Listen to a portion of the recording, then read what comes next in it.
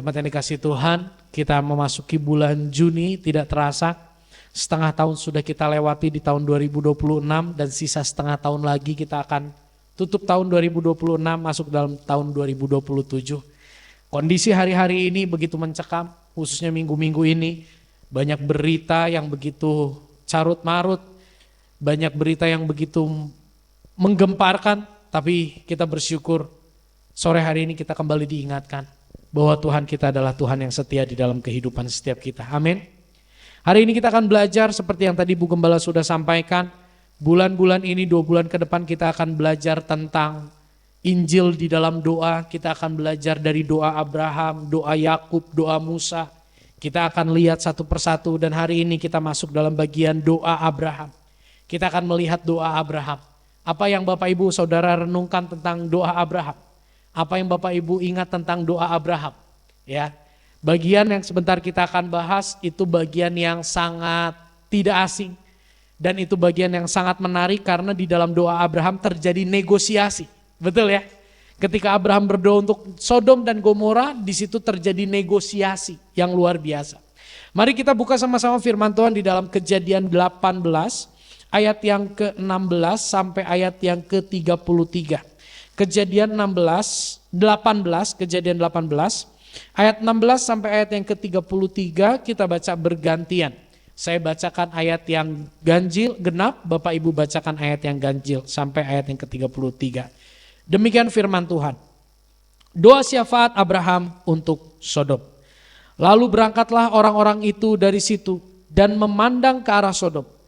Dan Abraham berjalan bersama-sama dengan mereka untuk mengantarkan mereka. 17 silakan.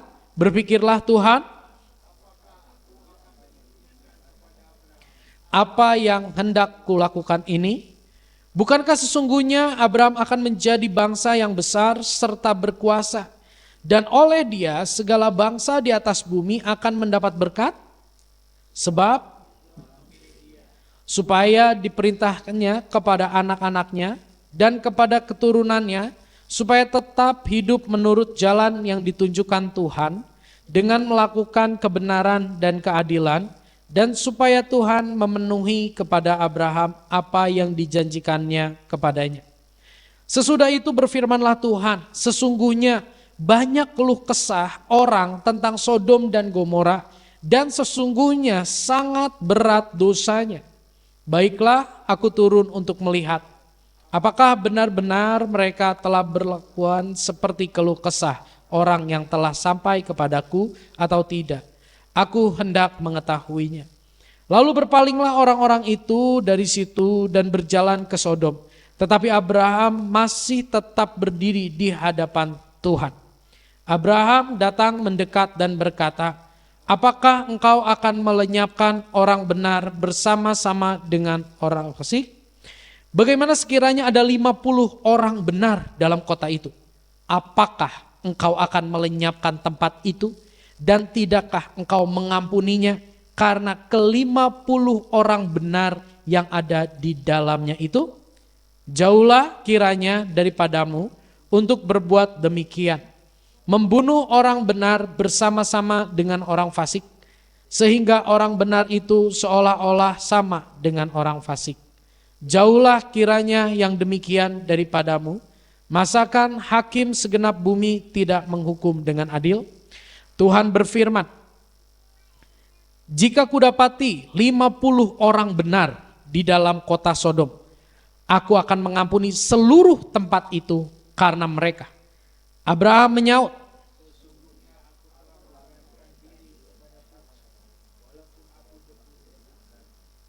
sekiranya kurang 5 orang dari ke-50 orang benar itu, apakah engkau akan memusnahkan seluruh kota itu karena yang 5 itu?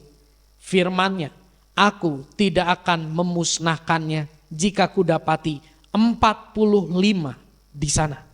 Lagi Abraham melanjutkan perkataannya kepadanya. Firman-Nya, aku tidak akan berbuat demikian karena yang 40 itu. Katanya, janganlah kiranya Tuhan murka kalau aku berkata sekali lagi, sekiranya 30 didapati di sana. firman-Nya, aku tidak akan berbuat demikian jika kudapati 30 di sana. Katanya, sesungguhnya aku telah memberanikan diri berkata kepada Tuhan, sekiranya 20 didapati di sana, firman-Nya, aku tidak akan memusnahkannya karena yang 20 itu. Katanya, janganlah kiranya Tuhan murka kalau aku berkata lagi sekali ini saja, sekiranya 10 didapati di sana, firman-Nya, aku tidak akan memusnahkan karena yang 10 itu. Lalu pergilah.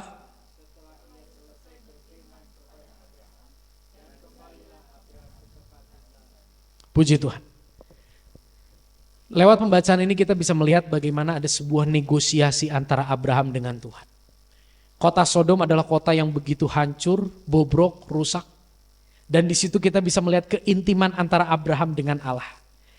Bapak Ibu, sebelum ada doa Abraham ini, sesungguhnya Allah yang terlebih dahulu memulai percakapannya dengan Abraham.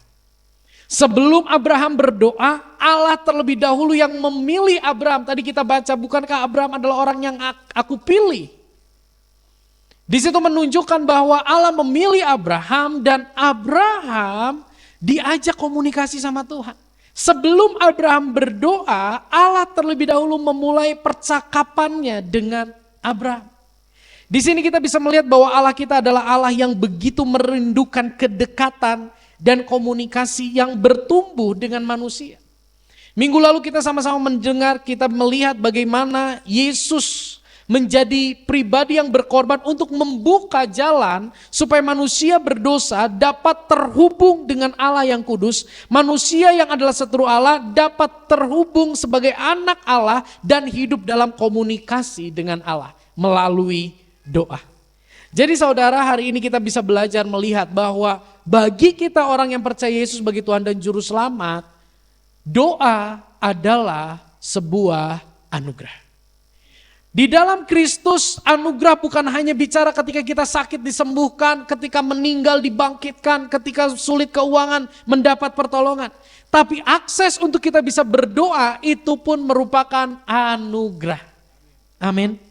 Karena tanpa Kristus, kita tidak akan pernah bisa berdoa dengan intim dengan Allah.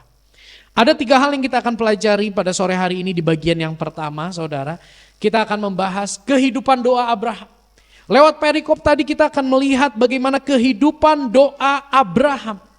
Yang pertama, doa Abraham kita bisa melihat, doa Abraham itu timbul sebagai respon, sebagai feedback dari firman Allah. Doa Abraham itu sebagai timbal balik komunikasi 2 arah yang dimulai dari Allah terlebih dahulu. Di sini tadi kita sudah baca sama-sama Kejadian 18 ayat 20 sampai 21 saya bacakan. Sesudah itu berfirmanlah Tuhan. Tuhan dulu yang ngomong sama Abraham. Sesungguhnya Abraham, banyak keluh kesah orang tentang Sodom dan Gomora.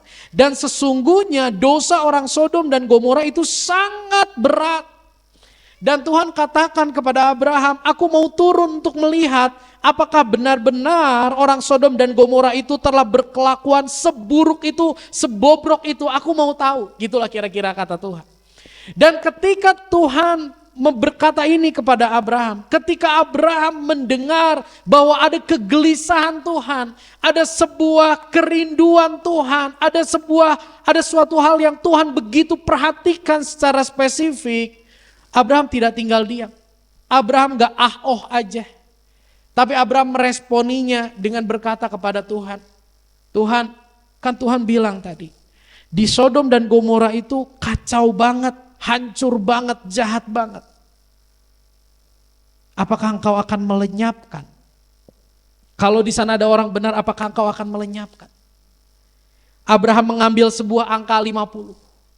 Kalau Tuhan ada aja 50 orang, apakah engkau akan melenyapkan semuanya? Dan Tuhan katakan, enggak. Karena 50 itu maka Sodom dan Gomora tidak akan dimusnahkan. Di sini kita bisa melihat Bapak Ibu Saudara sekalian, Abraham tidak sekedar berdoa. Tapi Abraham berdoa itu selaras dengan isi hati Allah. Doa Abraham itu selaras dengan isi hati Allah. Doa Abraham itu sejalan dengan apa yang menjadi kerinduan hati Allah. Seringkali kita memandang doa sebagai sarana untuk kita mencurahkan isi hati kita kepada Tuhan. Itu tidak salah, tapi seharusnya sebagai seorang anak, baiklah kita pun berdoa dan di dalam doa kita seperti yang Abraham lakukan. Doanya selaras dengan isi hati Allah. Bapak Ibu, kalau kita perhatikan perikop sebelumnya, di perikop sebelumnya Allah tuh mengulangi janji keturunan kepada Abraham. Abraham sudah menantikan keturunan itu sekian puluh tahun, tapi tidak diberi. Dan Tuhan kembali meneguhkan janjinya kepada Abraham tahun depan, di waktu ini, di tahun depan kamu akan memiliki keturunan. Perhatikan, di tengah kerinduan Abraham untuk memperoleh keturunan, Allah menyatakan isi hatinya. Dan Abraham sekalipun dia punya kerinduan, dia tangkap isi hati Tuhan, dia kesampingkan kerinduannya, dia berdoa apa yang menjadi kegergetan hati Tuhan. Perenungannya buat kita. Bagaimana dengan doa kita? Saya percaya kita semua punya kerinduan. Saya percaya kita semua punya seruan. Bahkan kita berseru dengan mencucurkan air mata. Tapi perenungannya gini, selaras gak doa kita dengan isi hati Tuhan? Atau kita berdoa hanya mendoakan apa yang kita pandang penting saja? Ketika firman Tuhan menegur,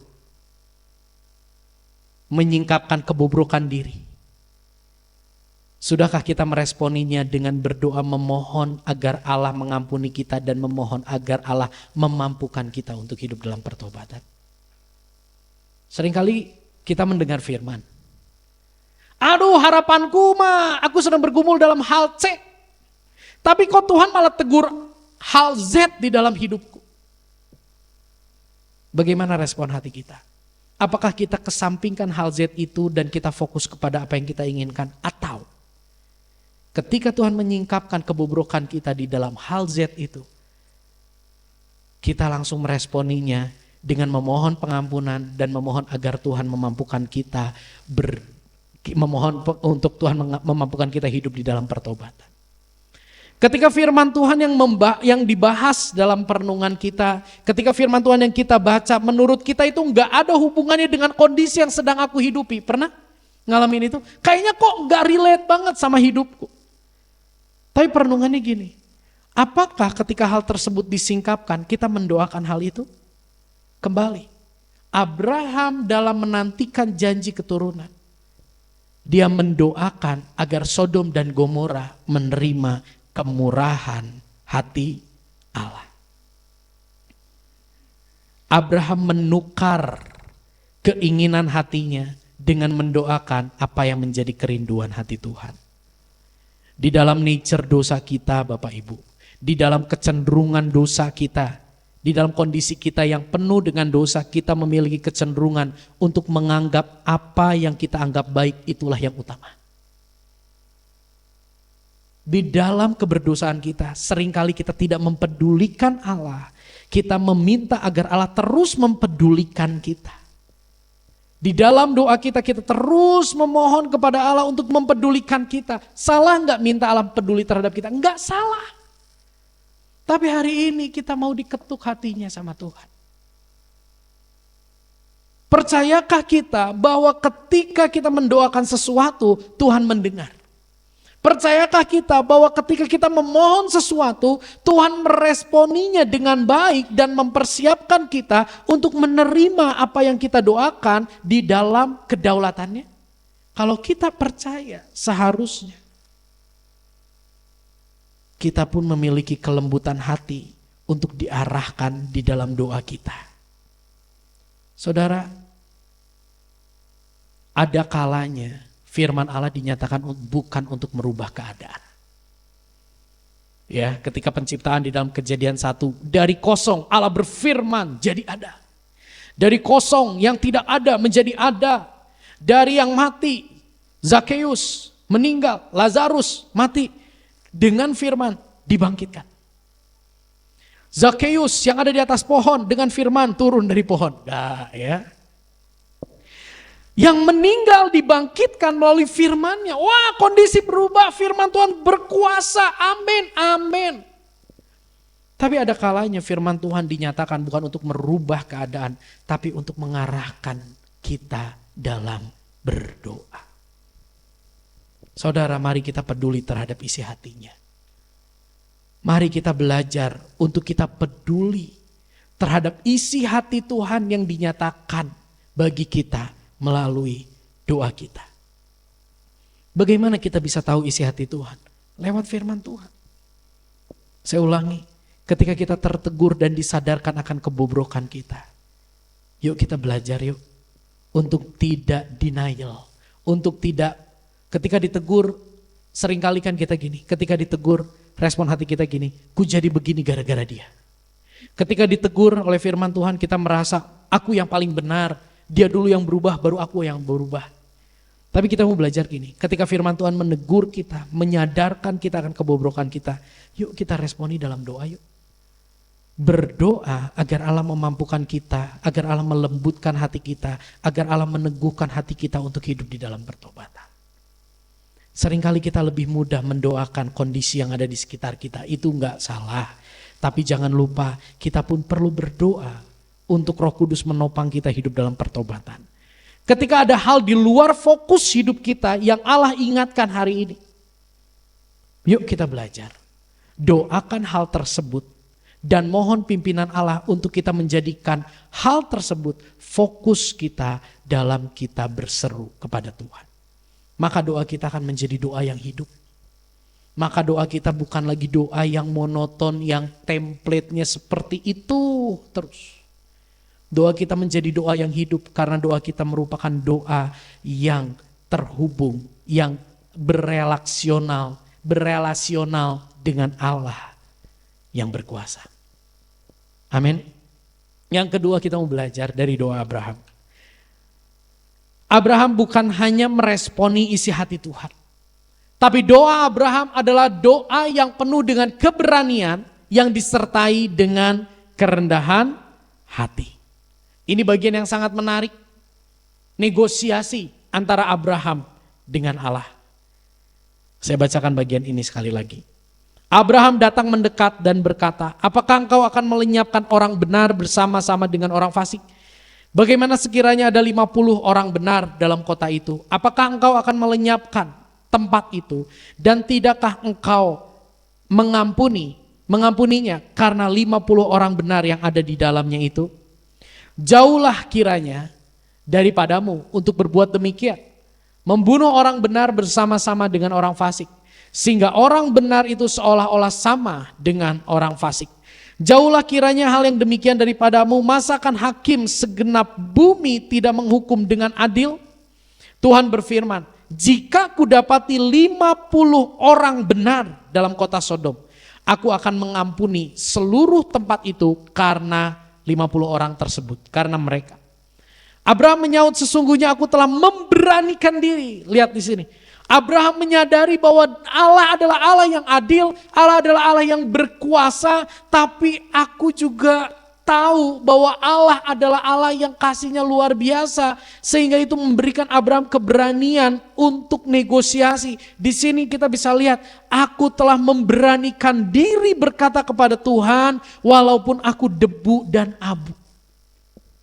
Tuhan, sekiranya kurang 5 dari 50 itu, 45. Apakah engkau akan memusnahkan seluruh kota ini karena yang 45 itu, karena yang 5 itu? Firman-Nya, aku tidak akan memusnahkannya jika kudapati 45 di sana. Doa Abraham diresponi dengan begitu baik oleh Tuhan. Kita lanjut. Lalu Abraham melanjutkan lagi perkataannya. Tuhan, kalau 40, turun lagi 5, 50, 45, lalu 40. Kalau ada 40 di sana, firman-Nya, aku tidak akan berbuat demikian karena 40 orang itu. Perhatikan ini, kata Abraham, janganlah kiranya Tuhan murka. Aku mau nego lagi, sekali lagi. Sekiranya 30 didapati di sana, Tuhan juga tetap sabar sama Abraham. Tuhan katakan, aku tidak akan berbuat demikian. Aku tidak akan memusnahkan Sodom dan Gomora jika ku dapati 30 orang di sana. Abraham udah ngomong sekali lagi, tapi masih ada 2 kali lagi. Itu kayak Yusak.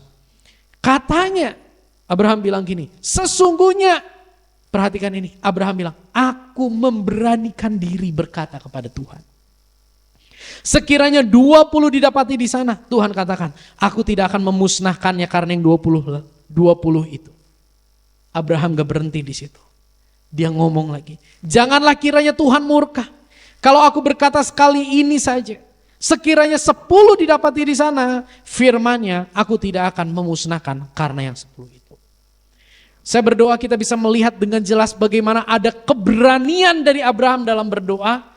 Namun di sisi lain ada kerendahan hati yang begitu luar biasa dari Abraham di dalam berdoa. Abraham berani, tapi keberaniannya tidak membuat dia jadi kurang ajar sama Tuhan. Abraham menghormati, tapi penghormatannya kepada Tuhan tidak membuat dia menjadi terjebak dalam relasi yang begitu kaku dengan Tuhan. Yang minggu lalu Ibu Gembala sampaikan, ada orang yang berdoa itu suaranya langsung beda. Ada orang yang berdoa itu suaranya jadi geter, kayaknya kalau suaranya berbeda lebih berwibawa atau ngegeter itu kayaknya doanya lebih didengar sama Tuhan. Kita lihat contoh Abraham ini.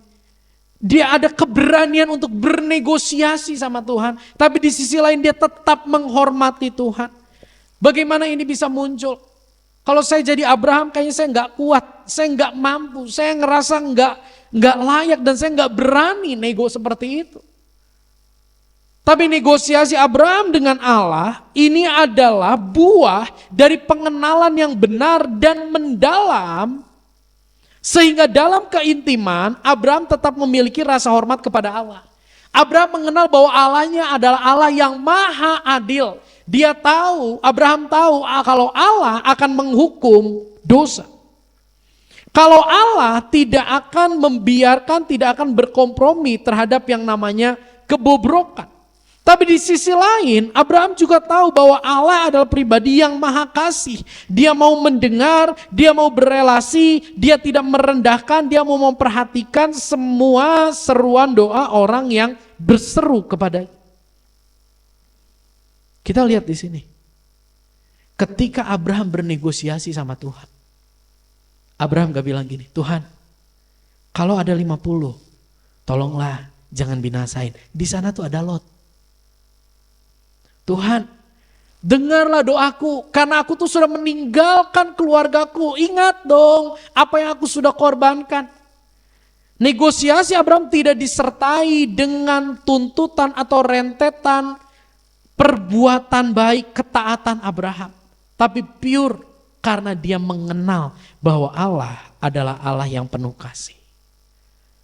Keberanian Abraham dalam berdoa itu muncul dari pengenalan bahwa Allah adalah Allah yang penuh kasih.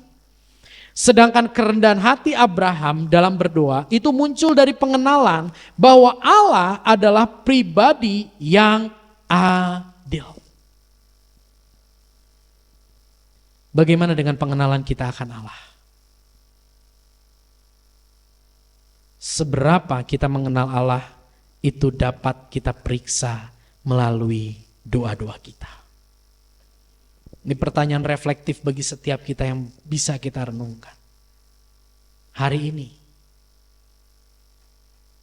bagaimana pengenalan kita akan Allah?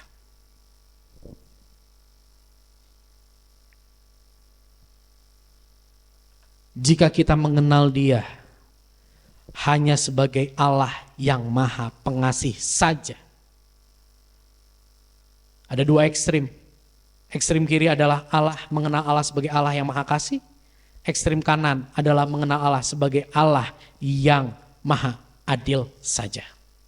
Kalau kita terjebak di ekstrim kiri, kita melihat Allah bahwa adalah Allah yang maha kasih saja, Maka di dalam doa kita, kita cenderung berdoa dengan penuh permintaan, kita penuh dengan negosiasi, bahkan kita mengancam Tuhan, dan kita berdoa tidak dengan rasa hormat. Kalau kita hanya sebatas mengenal Allah sebagai Allah yang maha pengasih saja, kita akan berdoa dengan kurang ajar. Kita berdoa tanpa rasa hormat kepada Tuhan. Sebaliknya, jika kita mengenal Dia sebagai Allah yang maha adil, salah tidak mengenal Allah yang maha adil, tidak. Tapi kalau kita hanya melihat Allah itu sebagai pribadi yang Allah yang maha adil saja, maka di dalam doa kita, kita cenderung berdoa dengan sikap hati yang canggung. Di dalam doa kita yang terbayang oleh kita adalah, aduh aku sudah melakukan hal yang salah. Wah aku kayaknya harus balas dulu dengan hal yang baik supaya Allah mau mendengarkan doaku. Itu hati yang canggung. Hati yang canggung itu berbicara tentang bagaimana kita berdoa, namun di dalam hati kita ada sesuatu yang menahan, yang membuat kita merasa tidak layak untuk doa kita didengarkan. Tapi kita begitu kepepet, jadi kita berdoa. Di dalam doa kita penuh dengan kepura-puraan, penuh dengan janji-janji. Aku akan lakukan ini, lakukan itu, lakukan ini, lakukan itu. Jika Tuhan memberikan ini dan itu kepadaku. Di dalam doa kita, kita berdoa dengan penuh ketakutan. Sebelum kita berdoa, wah aku kayaknya harus lakukan ini, itu dulu. Supaya Tuhan dengar doaku. Kita harus lakukan ini, itu dulu supaya Tuhan melayakkan aku untuk berdoa. Tapi kita bisa melihat dari Abraham. Dia tidak ada di ekstrim kanan, dia tidak ada di ekstrim kiri. Dia ada di tengah-tengah. Kita menemukan sikap hati yang tepat yang Tuhan rindukan lewat doa Abraham. Dia mengenal Allah sebagai Allah yang maha pengasih sehingga dia punya keberanian untuk bernegosiasi, keberanian untuk memohon. Tapi dia juga mengenal Allah yang maha adil sehingga di dalam permohonannya, di dalam pengenalan bahwa Allah adalah kasih, dia tidak menjadi kehilangan hormat kepada Allah. Saudara, di poin ini kita belajar, Abraham memberi gambaran yang sangat jelas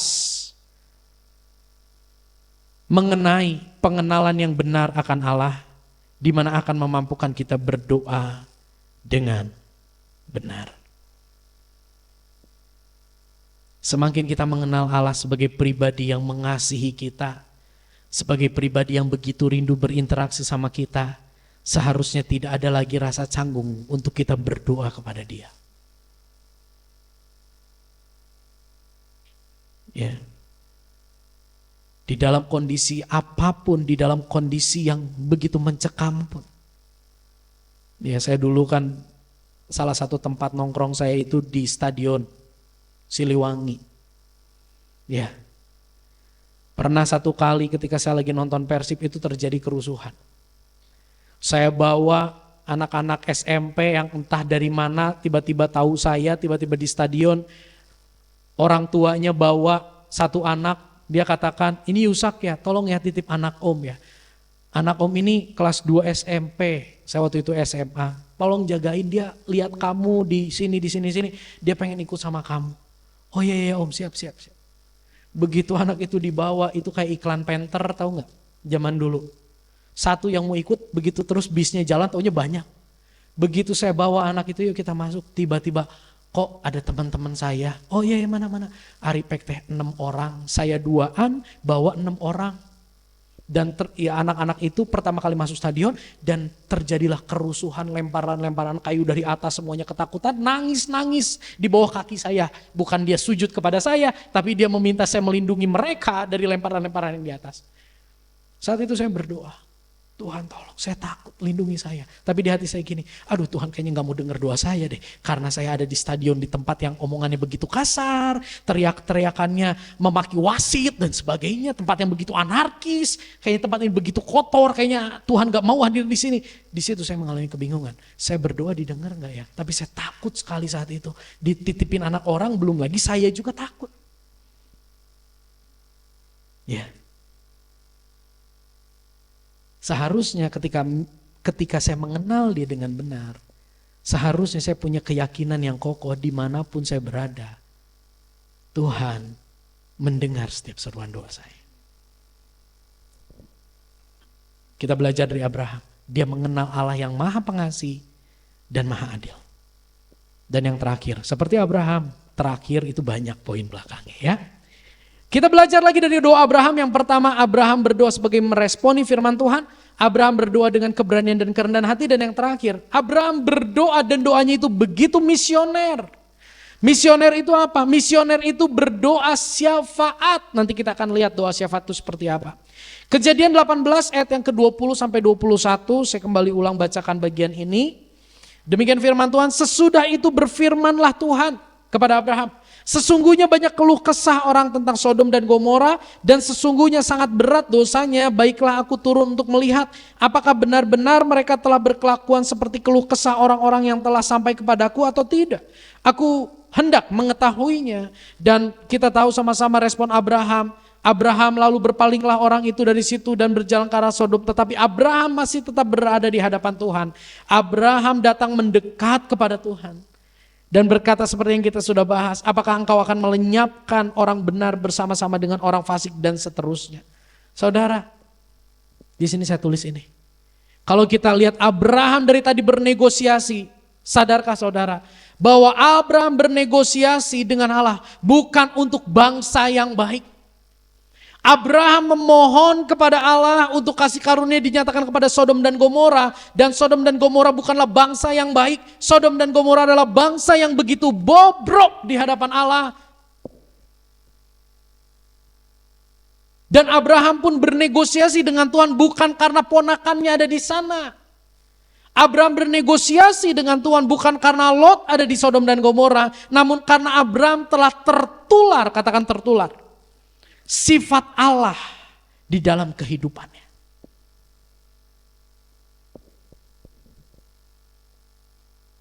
Secara spesifik di bagian ini, Abraham mendoakan bangsa bukan bangsanya. Abraham mendoakan bangsa Sodom dan Gomora yang begitu bobrok di hadapan Allah. Bukan bangsanya. Kenapa Abraham mendoakan? Karena Abraham menangkap kegergetan. Abraham menangkap isi hati Tuhan. Dan Abraham sudah tertular sifat Allah yang kasih karunia kepada orang berdosa di dalam kehidupannya. Apa kabar dengan bangsa kita?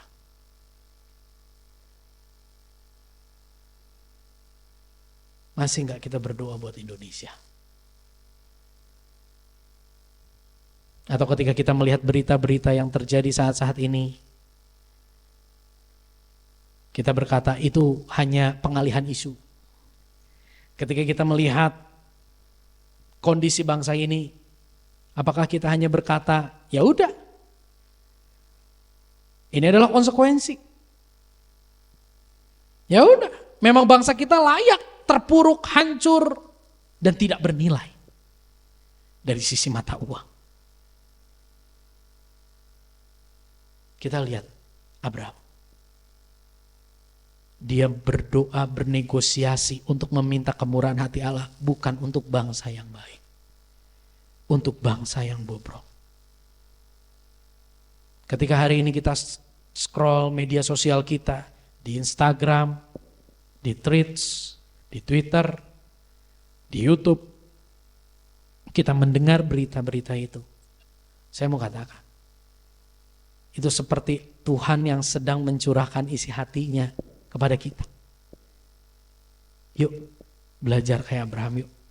Meresponi dengan mendoakan supaya Indonesia beroleh kasih karunia Tuhan. Tadi saya katakan Abraham bersyafaat di hadapan Tuhan. Apa arti bersyafaat? Bersyafaat itu berdiri di hadapan Allah. Wow. Mewakili orang-orang yang ia doakan agar orang-orang yang ia doakan itu beroleh belas kasih dari Allah. Abraham bersyafaat bagi Sodom dan Gomora, artinya Abraham ambil menaruh diri di hadapan Allah mewakili orang-orang Sodom dan Gomora, dan Abraham memohon pembalasan murka Allah. Bukan, Abraham memohon supaya di dalam keterpurukan dan kebobrokan Sodom dan Gomora, mereka tetap boleh merasakan kasih kemurahan hati Allah. Masihkah hari ini kita bersyafaat? Masihkah hari ini kita berdiri di hadapan Allah dan berdoa untuk orang-orang yang ada di sekitar kita, untuk Indonesia, untuk orang-orang di lingkungan kita yang kita lihat betapa bobrok kehidupannya, dan kita mohon agar Allah memberikan, melimpahkan kasih karunia kepada orang-orang tersebut. Hari ini kembali hati kita diketuk lewat doa Abraham ini. Mari kita memberi diri untuk bersyafaat bagi lingkungan yang kita lihat begitu hancur, begitu bobrok, dan sudah selayaknya menerima murka Allah. Tapi sekali lagi kita mau berdiri memohon agar Allah melimpahkan belas kasih Tuhan.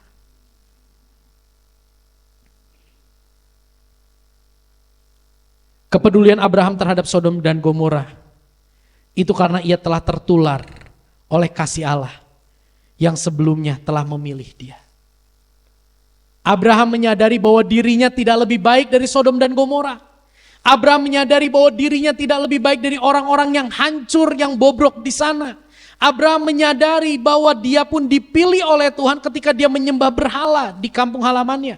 Abraham menyadari bahwa dia dipilih oleh Tuhan, dan di dalam perjalanannya dia berani berbohong untuk melindungi diri. Abraham menyadari bahwa dia pun meragukan janji Allah di dalam perjalanan hidupnya. Tapi kasih karunia Tuhan begitu ajaib, kasih karunia Tuhan begitu besar, melimpah di dalam kehidupan Abraham. Inilah yang membuat Abraham gini, kalau aku beroleh kasih karunia Tuhan yang begitu ajaib, kalau Tuhan mengasihi aku begitu ajaib, Tuhan tolong dong kasihi juga Sodom dan Gomora dengan kasih-Mu yang ajaib. Kalau hari ini kita menyadari bahwa aku sudah dikasihi oleh Tuhan, aku dipilih, aku diampuni, aku diberikan kesabaran oleh Tuhan. Baiklah, ini boleh mengetuk hati kita dan memotivasi kita untuk kita juga boleh berdiri di hadapan Tuhan bagi orang-orang yang kita nilai dia patut menerima murka Allah, dan kita mohon belas kasihan daripada Allah untuk orang-orang tersebut. Saudara, kalau kita lihat kehidupan Abraham ini, bagaimana dia bersyafaat, dia berdiri untuk bangsa yang bobrok. Bukankah ini selaras dengan apa yang Yesus ajarkan? Bukankah ini selaras dengan apa yang Yesus doakan?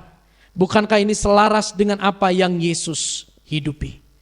Kita lihat ini. Inilah yang Yesus ajarkan, kita baca sama-sama 1, 2, 3.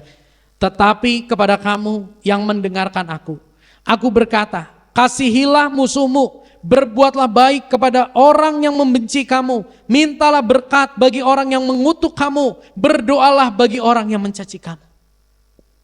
Bukankah yang dilakukan Abraham selaras dengan apa yang Yesus ajarkan? Kita baca sama-sama Yohanes 17 ayat 25 sampai 26, 1, 2, 3. Ya Bapa yang adil, memang dunia tidak mengenal Engkau, tetapi aku mengenal Engkau. Dan mereka ini tahu bahwa Engkaulah yang mengutus aku, dan aku telah memberitahukan namaku kepada mereka, dan aku akan memberitahukannya supaya kasih yang Engkau berikan kepadaku ada di dalam mereka, dan aku di dalam mereka. Inilah doa Yesus. Yesus bukan hanya mengajar untuk mendoakan, memohon berkat bagi orang-orang yang mengutuk dan mencaci. Yesus pun memohon kepada Allah supaya kasih Allah ada di dalam kehidupan mereka. Mereka ini siapa? Mereka ini adalah murid-murid Yesus. Mereka ini siapa? Mereka ini adalah orang-orang yang sebelumnya menolak Yesus, tapi akhirnya menerima Yesus. Biarlah kasih Allah juga ada di dalam hidup mereka. Di sini Yesus bersyafaat buat orang-orang percaya. Di sini Yesus bersyafaat juga bagi kita semua hari-hari ini. Hari ini di sorga Yesus tidak tinggal diam. Dia berdoa, dia bersyafaat agar kita tetap ada di dalam kasih Tuhan. Bukankah ini yang Yesus lakukan? Seperti Abraham. Dan yang lebih luar biasa, Yohanes 19 ayat 30, kita baca sama-sama 1, 2, 3. Sesudah Yesus meminum anggur asam itu, berkatalah Yesus, sudah selesai. Lalu ia menundukkan kepalanya dan menyerahkan nyawanya. Saudara, inilah yang Yesus lakukan. Yesus tidak hanya memohon agar kasih Allah dilimpahkan buat orang-orang berdosa. Tapi Yesus mengambil satu langkah lebih, yaitu Yesus mau menjalani penghukuman, Yesus mau menjalani penderitaan sampai selesai. Apa arti sudah selesai dalam bagian ini? Yang pertama, arti sudah selesai, Yesus sudah selesai mengerjakan panggilannya. Arti yang kedua, sudah selesai artinya sudah lunas. Yesus bersyafaat agar Allah melimpahkan kasih untuk orang-orang berdosa.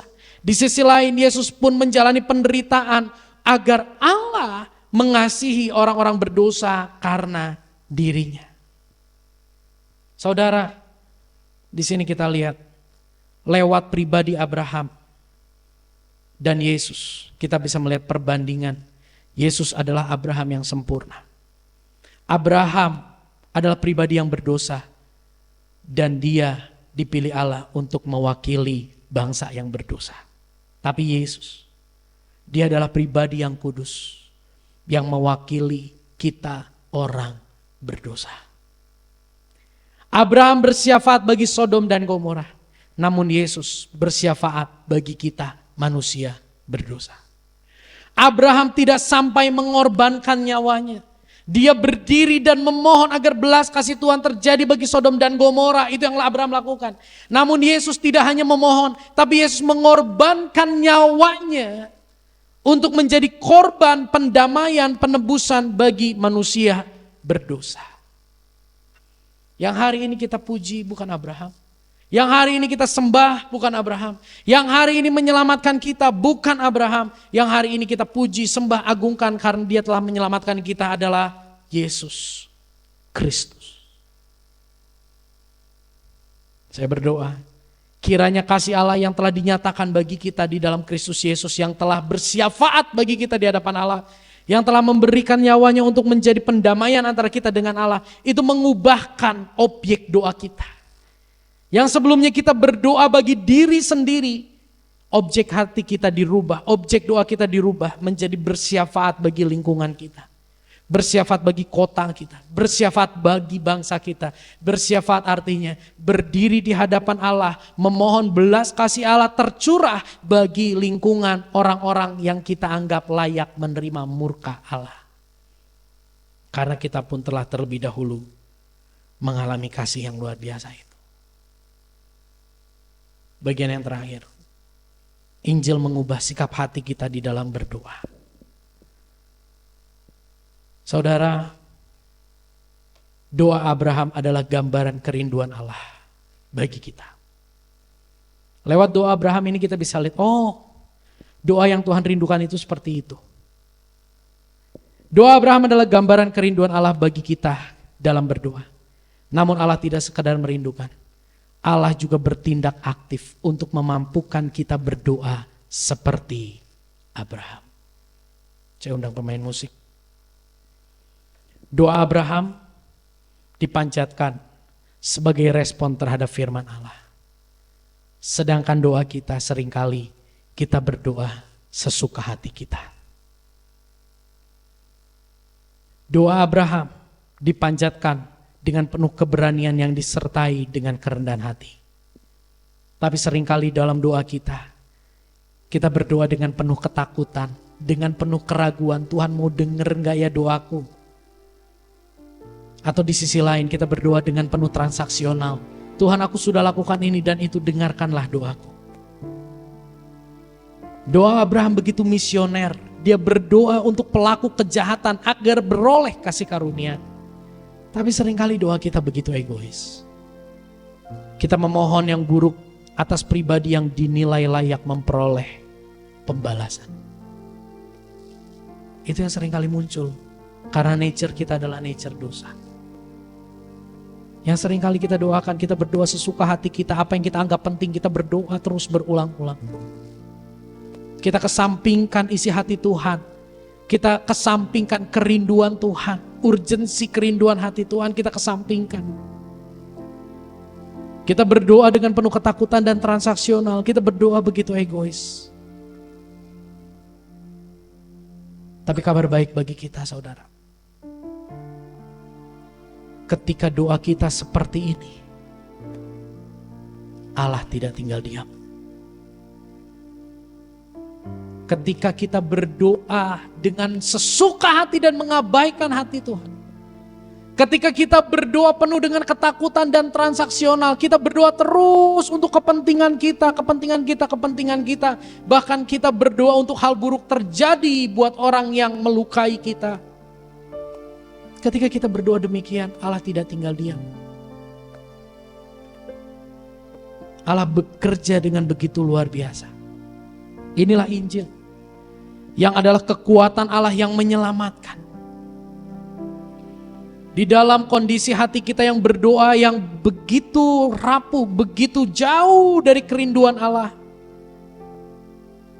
Bapa mengaruniakan yang paling berharga di sorga, yaitu Yesus Kristus. Dia tidak tunggu doa kita benar baru dia mengaruniakan Yesus. Saat doa kita melenceng, saat doa kita jauh dari standar dan kerinduan Allah tentang doa yang benar, Dia mengaruniakan Yesus Kristus. Karena begitu besar kasih Allah akan dunia ini, sehingga Ia mengaruniakan anaknya yang tunggal, supaya setiap orang yang percaya kepadanya tidak binasa, melainkan beroleh hidup yang kekal. Karena begitu besar kasih Allah akan dunia ini, sehingga Ia mengaruniakan anaknya yang tunggal, supaya setiap orang yang hatinya jahat, yang hatinya jauh dari benar ketika berdoa, itu boleh diselamatkan. Di dalam kondisi hati kita yang begitu rapuh, begitu bobrok, begitu jahat, begitu egois, Yesus mengorbankan dirinya sampai selesai di atas kayu salib. Ketika doa kita jauh dari standar doa yang benar di hadapan Allah, ada Roh Kudus yang dihadirkan untuk mengingatkan kita untuk berdoa dengan benar. Ada yang menyadarkan kita. Ada yang memampukan kita, ada yang mengetuk kita untuk bertobat dari doa yang keliru, dari doa yang salah. Dengan jalan mengingatkan kita bahwa kita pun telah menerima syafaat dari Yesus. Kita pun telah dibebaskan, menerima belas kasih Tuhan. Sehingga dengan hal itu kita punya kerelaan dan kemampuan untuk orang-orang di sekitar kita pun mengalami sentuhan kasih karunia Tuhan. Dan itu menjadi pokok doa kita. Bapak Ibu, kalau hari ini kita merasa doa kita begitu monoton, kita begitu merasa begitu jenuh dalam berdoa, jangan-jangan kita sudah berdoa sesuka hati kita. Kalau hari ini Anda dan saya mendapati doa kita jauh dari kata benar, mungkin yang bisa menjadi pokok doa kita di dalam doa kita adalah memohon Roh Kudus untuk menuntun kita berdoa dengan benar. Jika saat ini kita merasa doaku begitu egois, hari ini mari responi itu. Itulah yang menjadi kegergetan hati Tuhan untuk mengoreksi kita. Ayo berhenti dari doa yang begitu egois dan berdoa seperti apa yang Tuhan inginkan dan rindukan. Kuasa Injil, kuasa kasih Kristus, kuasa Allah yang mengaruniakan Yesus Kristus. Yesus yang mengorbankan diri dan Roh Kudus yang hadir di dalam hidup kita. Itu berkuasa melembutkan hati kita sehingga ada kepedulian dan kerelaan untuk kita berdoa sesuai dengan isi hati Allah. Firman yang kita dengar, firman yang kita renungkan, sangat mungkin itu merupakan bagian dari tuntunan Tuhan untuk kita mendoakan hal tersebut hari-hari ini. Dengan kuasa Injil kita dimampukan untuk berdoa dalam keintiman. Kita berdoa dengan penuh keberanian, namun di sisi lain kita tetap menghormati Dia sebagai pribadi yang berdaulat. Biarlah kuasa Injil mendorong kita untuk menyalurkan kasih setia Allah yang telah diterima di dalam hidup kita melalui syafaat kita, agar kebobrokan lingkungan dibalas dengan kasih setia Allah yang mempertobatkan. Inilah syafaat. Mari saudara, Anda dan saya punya seruan. Anda dan saya punya kerinduan, punya penantian doa. Tuhan tahu, Tuhan sedang mempersiapkan jawabannya. Tuhan sedang menuntun kita ke arah sana. Namun di dalam perjalanan itu Tuhan mungkin saja mengingatkan hal-hal lain. Yuk, kita doakan hal itu. Karena Tuhan kita adalah Tuhan yang hidup.